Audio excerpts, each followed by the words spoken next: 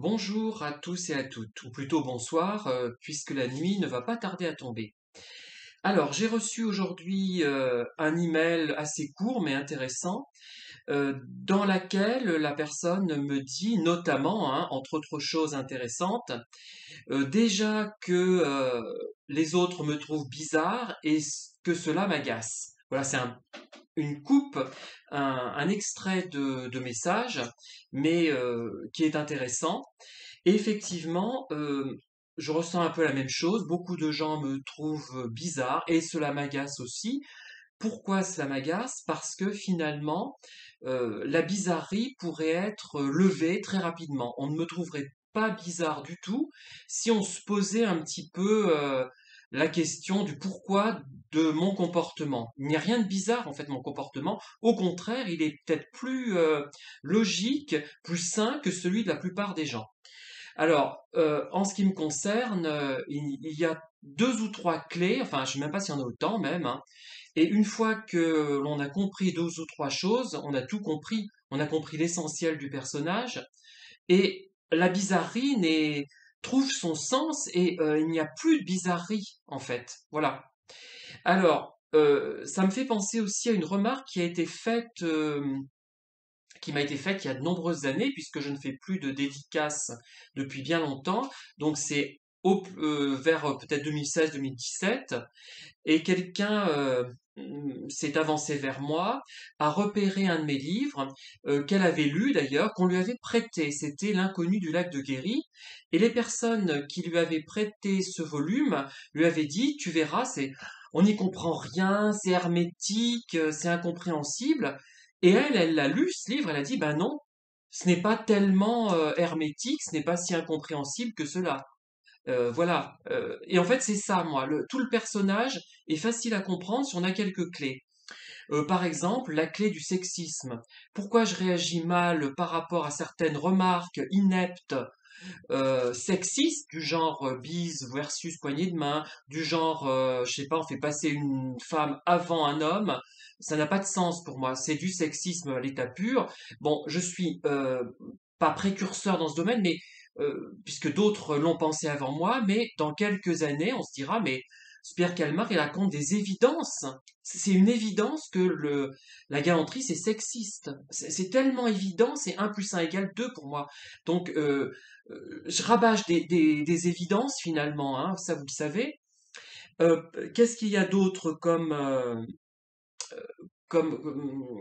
problème qui permettrait de me comprendre très facilement et de me trouver tout à fait, non pas bizarre, mais tout à fait normal finalement, plus normal que la majorité, plus sain, je dirais, plus logique finalement que la majorité des gens. Euh, c'est les thèmes aussi des conversations. Enfin, c'est pas tellement les thèmes d'ailleurs, c'est plutôt la nature des conversations. Il ne s'agit pas d'adopter des réflexions très intellectuelles, très complexes, mais de parler vrai, c'est-à-dire même l'expression ne me plaît pas, les normaux-pensants de parler vrai, ça fait con, je trouve cette expression, mais dire des choses que l'on a envie d'exprimer, pas se lancer dans tout un tas d'introductions, de remarques introductives. Vous voyez, comme dans les lettres de motivation, il y a une formule de politesse, il y a la demande d'entretien. Donc ça va de soi. Le recruteur va même pas les lire parce que ça va de soi. Et en fait, il y a des gens qui ne communiquent que par des formules toutes faites. Bonjour, comment ça va? Bonjour, vous répondez, ça va bien, et toi, comment vas-tu? Mais il y a des gens où on tourne en rond comme ça tout le temps. Alors notamment sur Facebook, notamment sur les médias, ou même dans des conversations de la vie de tous les jours. Vous leur avez parlé, euh, vous avez répondu à cela, vous avez posé la question vous aussi par politesse, donc c'est une introduction pour moi, ce n'est pas une fin en soi. Et surtout qu'on n'a pas le droit de répondre ah bah non je vais pas bien. Et parfois je réponds exprès non je vais pas bien pour créer une sorte de pas de conflit mais de rupture de ça pour montrer non j'en ai marre. Une fois que tu as dit bonjour entre directement dans une vraie communication mais il ne s'agit pas de dire des choses d'une profondeur insondable hein, mais de parler de choses qui viennent à l'esprit. Et là ça passera toujours avec moi une fois que vous aurez compris qu'il faut pas tourner autour du pot tout le temps et multiplier les formules de politesse qui sont vides, qui sont creuses, vous n'aurez plus de problème. Et je vous paraîtrai tout à fait normal, tout à fait, pas normal, ça n'a pas de sens ce mot, tout à fait accessible et facile finalement. Voilà, je sais pas comment, mais au bout d'un moment, je sais plus comment l'expliquer. En fait, ce sont des gens que vous n'intéressez pas au fond, mais qui veulent quand même garder un contact avec vous, avec moi, pour une raison que j'ignore, parce qu'il faut être poli, et qui n'ont rien à vous dire. Et c'est terrible, ils n'ont rien à vous dire, et donc ils se croient obligés euh, de dire des banalités, et ils ne se confient pas à vous, parce ils ne vous font pas confiance. Et généralement, ça vient, alors j'ai remarqué ça, hein, beaucoup d'hommes hétérosexuels que je n'intéresse pas. Inconsciemment, il y a un aspect sexuel sous-jacent, je pense. Je les intéresse pas, donc ils veulent quand même maintenir un lien avec moi. Ils n'ont rien à me dire. Je n'ai pas les thèmes hétérosexuels habituels. Euh, ah, je ne n'adhère pas du tout, je ne m'intéresse pas par exemple à certains sports collectifs, je n'y peux rien, ça ne m'intéresse pas pour une raison ou pour une autre, hein, on va pas chercher pourquoi, peut-être que si j'y jouais, je m'y intéresserais, et d'ailleurs si je m'y intéressais, j'y jouerais, je ne me contenterais pas de regarder, hein, peut-être, peut-être pas d'ailleurs, je ne sais pas, mais je le suppose, et il y a tout ça en fait, hein, ce problème de sexisme, ce problème de préliminaire finalement, c'est presque, non c'est pas sexuel mon discours, mais il y a presque toute une introduction qui moi me semble d'une lourdeur, mais ah, j'en peux plus déjà, je suis déjà crevé. Parce qu'il faut que je lutte contre la poignée de main, il faut que je lutte contre l'alcool, il faut que je lutte contre ces circonlocutions littéraires où on demande plein de choses et ces gens n'ont pas envie d'obtenir ma réponse, c'est juste de la politesse, on le sent. Moi j'ai envie que les gens me parlent de choses qui leur tiennent à cœur et je vais les écouter, il n'y a pas de problème. Alors à ce propos justement, il y a un gros malentendu avec moi et il faut le comprendre aussi, hein. Je vais vous l'expliquer une bonne fois pour toutes. J'aimerais vraiment que tout le monde regarde certaines vidéos comme ça. J'aurai une vie idyllique, il me semble après. Hein. J'aurais vraiment. Eh bien, parfois j'ai l'air de ne pas m'intéresser à ce que me raconte l'interlocuteur alors que ça me passionne. Mon regard, mon expression de visage n'est pas celle de tout le monde. Ce qui fait que les gens vont dire, mais ce que je raconte n'intéresse pas. Mais si, bien sûr que si. Si ça m'intéresse pas, je vais vite couper court, hein, rassurez-vous. Hein. Je vais changer de sujet très rapidement, je vais m'en aller même. J'ai pas ces filtres, moi. Je reste poli quand même, hein. Je vais trouver un moyen de partir sans, sans paraître grossier.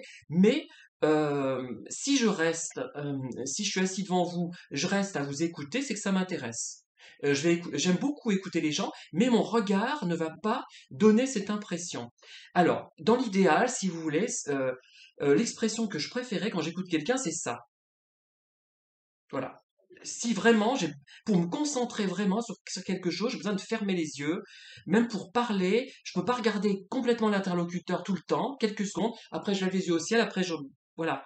Je peux pas, je n'ai pas les codes de tout le monde, ce qui fait que je vais donner une impression qui n'est pas la vraie impression. La vraie, qui ne va pas traduire ma motivation. Voilà. Je suis vraiment un profil atypique, mais typique, je dirais. Et voilà, voilà, vous avez trois clés déjà. Ne croyez pas que je m'intéresse pas à ce que vous racontez. Au contraire, ça va m'intéresser. Tout ce que les gens me racontent m'intéresse, même si ça peut paraître futile d'ailleurs. Hein. Ce n'est pas le thème qui est important, c'est l'implication que les personnes mettent dans leur échange, dans leur conversation. Si quelqu'un vous demande, tiens, parce que je me souviens du temps de ma mère, on demandait toujours à ma mère, comment vont vos enfants et votre fille aînée? Eh ben, je vais sentir instinctivement si la personne qui me pose cette question, ce genre de question, s'intéresse vraiment à ma réponse ou pas, ou si c'est la simple politesse. Si c'est la simple politesse, je vais m'emmerder et je vais avoir hâte que la personne s'en aille. Si je vois qu'elle s'y intéresse, eh ben, je vais prendre un intérêt à la conversation. Là, je suis comme tout le monde, hein. Et ça, on n'ose pas le dire. Alors, euh, résumé avec moi, ne vous offusquez pas si je ne vous regarde pas dans les yeux quand vous parlez. Ça ne veut pas dire que je m'intéresse pas à ce que vous racontez. Deuxièmement, ne faites pas trop d'introduction de politesse, ça va me faire suer. Je vais dire, mais il se fout de ma gueule, celui-là ou celle-là, ça va m'emmerder au possible. Entrez vif une fois que le bonjour est passé, entrez dans le vif du sujet. Et ne soyez pas sexiste avec moi, dire ah vous réagissez comme ça parce que vous êtes un homme, vous ne mangez pas de fruits frais parce que vous êtes un homme. Non, je réagis comme ça parce que je suis Pierre Calmar, parce que je suis un homme, parce que je suis homo, parce que mais c'est une interaction de tout ça. C'est parce que aussi j'ai une personnalité particulière. Voilà. Et vous avez ces trois clés avec moi déjà. Pour ceux que ça intéresse hein, de me parler, et, et, euh, et, et ça va bien se passer globalement. Hein. Si vous décryptez, si vous arrivez à déjà tenir compte de ces trois choses, le problème est résolu et je ne vous paraîtrai pas bizarre du tout, plus du tout bizarre. Et je pense que la personne qui m'a envoyé ce mail aujourd'hui, dont je vous ai cité brièvement donc un extrait, est dans la même mouvance. Elle a peut-être d'autres codes qui lui posent problème, mais ça doit revenir à peu près au même. Hein.